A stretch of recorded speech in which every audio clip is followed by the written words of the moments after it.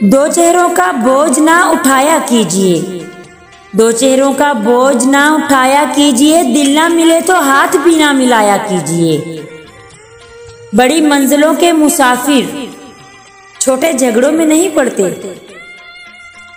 امید انسان سے کبھی مت لگائیے اور اللہ سے کبھی مت ہٹائیے۔ سب سے زیادہ قابل نفرت شخص وہ ہے جو دوسروں میں عیب تلاش کرتا ہے۔ اگر لوگوں کو عزت دینا اور انہیں معاف کرنا تمہاری کمزوری ہے تو تم دنیا کے سب سے طاقتور انسان ہو۔